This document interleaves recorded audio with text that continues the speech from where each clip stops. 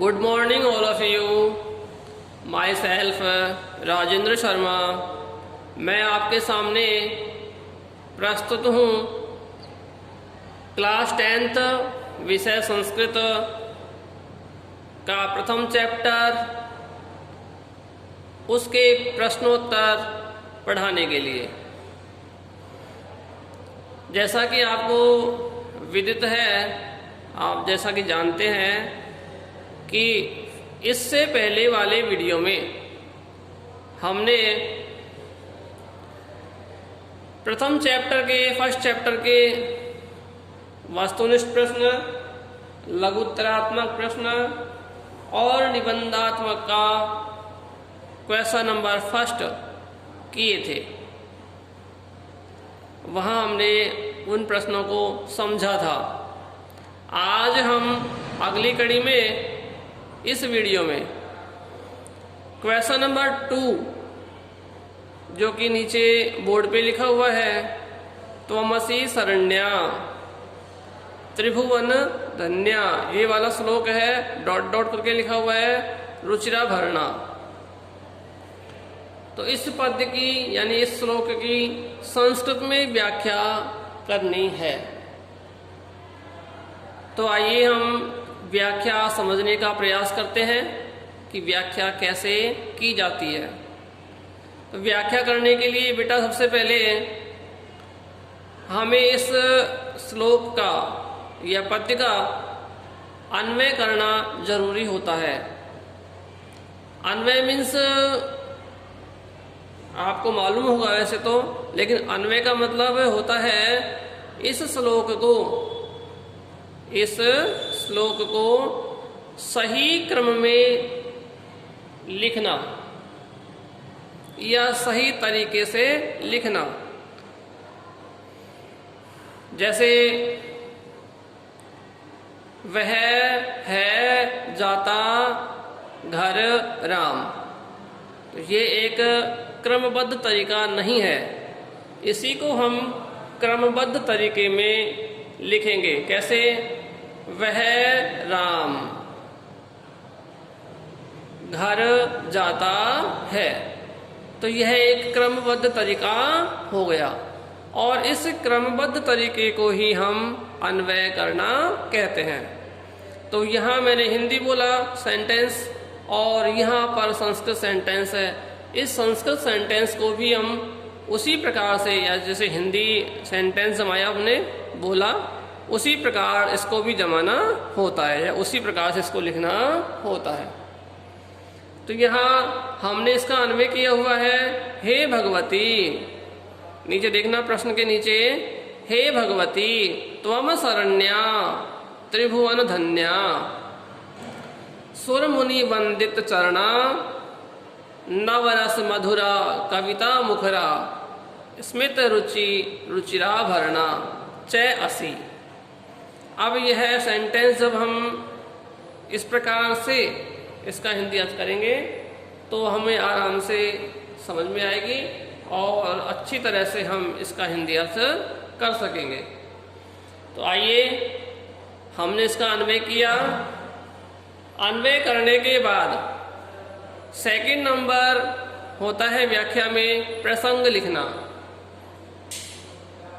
प्रसंग लिखना, तो प्रसंग क्या होता है? देखिए, प्रसंग का अर्थ होता है हमारे पद्यांश या गद्यांश जो भी है उसकी थोड़ी डिटेल लिखना कि वह कहाँ से लिया गया है, उसके लेखक कौन है, उस श्लोक में कवि ने किसके बारे में क्या बताया है एवं कौन से ग्रंथ से यह पद्य लिया गया है आदि कुछ बातें हमको प्रसंग में लिखनी होती हैं और ये बातें लिखने से ही हम प्रसंग को पूरा कर पाते हैं। तो बेटी देखो बेटा, यहाँ मैंने प्रसंग के माध्यम से आपको समझाया है। देखो कि सबसे पहले तो यह प्रस्तुत पद्यांश यानी यह पद्यांश कहाँ से लिया गया है? तो यह पद्यांश हमारी स्पंदना, हमारी बुक का नेम है स्पंदना, तो हमारी पाठ्य पुस्तक स्पंदना के, अब इसके पाठ का जो नेम है वो राइट करेंगे। तो उस पाठ का नेम है जय सुर भारती। तो दोनों चीज आ गई, स्पंदना नामक बुक का नेम आ गया एंड पाठ्य पुस्तक के जो पाठ है चैप्टर उसका नेम भी इसमें आ गया। इसके बाद यह गीत किसके द्वारा रचा गया है? तो इसके लेखक हैं डॉक्टर हरिराम आचार्य। तो हम लेखक का नाम यहाँ देंगे। इसके बाद लेखक ने कौन से ग्रंथ में यह गीत लिखा है? तो देखिए मधुच्छंदा नामक ग्रंथ में यह गीत लिखा हुआ है, या फिर कह सकते हैं कि यह गीत मधुच्छंदा नामक ग्रंथ से संकलित है, लिया गया है। 3 बात हो गई इसमें, 4। पहली बात स्पंदना पाठ्य पुस्तक का नेम, दूसरा पाठ का नाम, तीसरा कवि का नाम और चौथा इसके ग्रंथ का नाम। अब 5वीं बात है कवि ने यहाँ किसके बारे में क्या बताया है? तो देखिए बेटा इस श्लोक में या इस पद्यांश में कवि ने सुर भारती के बारे में बताया है और उसके सद्गुणों का वर्णन किया है। तो अब इसको पूरी तरह समझ लेते हैं। स्टार्टिंग से देखना। प्रसंग प्रस्तुत पद्यांश अस्माकं हमारी, यह पद्यांश हमारी स्पंदना इति पाठ्य पुस्तकस्य, इस प्रकार की पाठ्य पुस्तक के जय सुर भारती नामक इति पाठात, इस प्रकार के पाठ से उद्धृत अस्ति, लिया गया है। तो ये लाइन क्लियर हो गई। इसके बाद देखिए मूलतः मुख्य रूप से इयम गीति, यह गीत डॉक्टर हरिराम आचार्य विरचितात, यह गीत डॉक्टर हरिराम आचार्य के द्वारा रचा गया है। ठीक है। इसके बाद मधुच्छंदा इति ग्रंथात संकलिता, डॉक्टर हरिराम आचार्य के द्वारा विरचित, रची गई या रचे गए मधुच्छंदा नामक ग्रंथ से लिया गया है। मूलतः यह गीत डॉक्टर हरिराम आचार्य द्वारा रचे गए मधुच्छंदा नामक ग्रंथ से लिया गया है, यह संकलित किया गया है। अब इसके बाद अत्र कवि, यहाँ पर कवि ने सुर भारती के या फिर माँ सरस्वती के सद्गुणों का वर्णन करते हुए कथयति कहा है, यत की।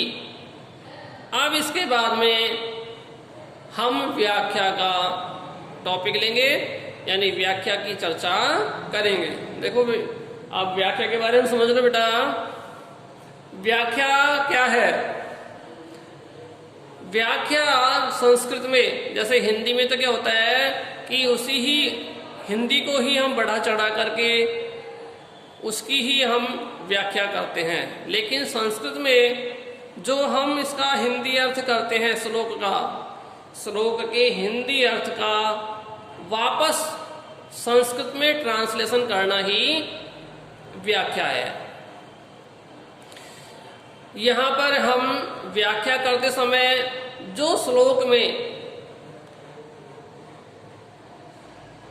संस्कृत के शब्द आए हैं उन्हें वापस न लेकर उन्हीं के समानार्थी शब्द या पर्यायवाची शब्द आदि को लिख करके व्याख्या का कार्य होता है, यह व्याख्या कार्य करते हैं। तो देखिए यहाँ पर अन्वय में पूरे श्लोक का पूरा श्लोक दिया हुआ है और इसकी हिंदी अर्थ मैंने करवाई पहले, उसके बाद अब व्याख्या इस श्लोक के माध्यम से समझते हैं। देखिए, हे भगवती, तो हे भगवती का मैंने लिखा हे देवी सरस्वती, बात वही है, हे भगवती कह दो या हे देवी सरस्वती कह दो, बात सरस्वती के लिए ही है, लेकिन यहाँ इसके पर्यायवाची शब्दों का मैंने प्रयोग किया है। इसके बाद उसने त्वम शरण्या, तुम शरण देने वाली हो, इसी को हमने ट्रांसफर किया त्वम आश्रय प्रदायिनी, तुम आश्रय प्रदान करने वाली हो। बातें की है लेकिन व्याख्या में इतना अंतर होता है। त्रिभुवन धन्या, तीनों लोकों में श्रेष्ठ, और त्रिलोके श्रेष्ठ, यहां भी वही बात है कि तीनों लोकों में श्रेष्ठ। इसके बाद सुर मुनि वंदित चरणा, सुर मुनि वंदित चरणा अर्थात सुर यानी देवताओं द्वारा, मुनि यानी मुनियों द्वारा, चरण जिनके चरणों की वंदना की जाती है, ऐसा अर्थ होता है। तो इसी को हम कन्वर्ट करते हैं इसके समानार्थी या पर्यायवाची शब्दों में। देवैहि मुनिभिः च वंदितौ चरणौ यस्यासा, अर्थात देवैहि देवताओं द्वारा, मुनिभिः च और मुनियों द्वारा, चरणों वंदितौ चरणों की वंदना की गई है, यश यानी जिसके, यशः यानी जिसके।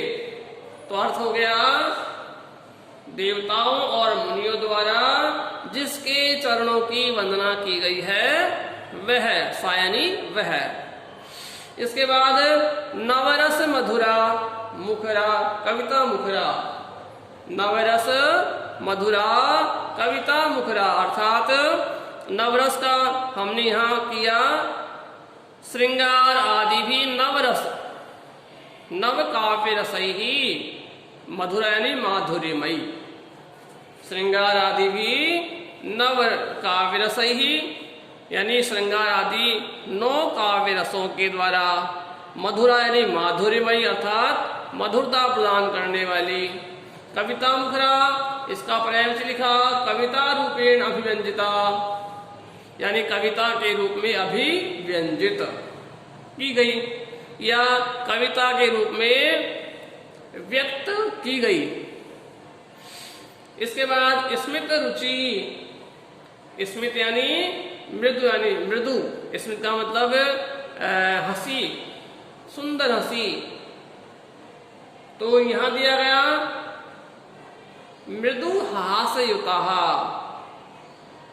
स्मित रुचि का क्या किया मृदु हास्ययुता। इसके बाद नीचे दे रखा है रुचिराभरण, तो रुचि यानी सुंदर और आभरण यानी आभूषण, तो हमने यहाँ पर अलग अलग कर दिया इसको, सुंदर आभूषणैहि च, अर्थ निकला और सुंदर आभूषणों से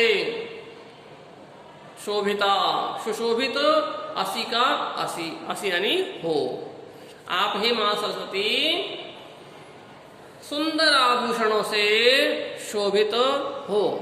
तो कुछ इस प्रकार से फ्रेंड्स, स्टूडेंट्स, कुछ इस प्रकार से हमने इस पाठ का हिंदी अर्थ करके, अन्वय करके और इसकी व्याख्या समझी है। इसको हम इसी प्रकार से समझेंगे और हमारी नोटबुक में राइट करेंगे, और यहाँ से इसको वापस भी आप देख सकते हैं। यदि कोई कंफ्यूजिंग हो तो आराम से यहाँ से इसको रिटर्न करके वापस देख सकते हैं। Thank you.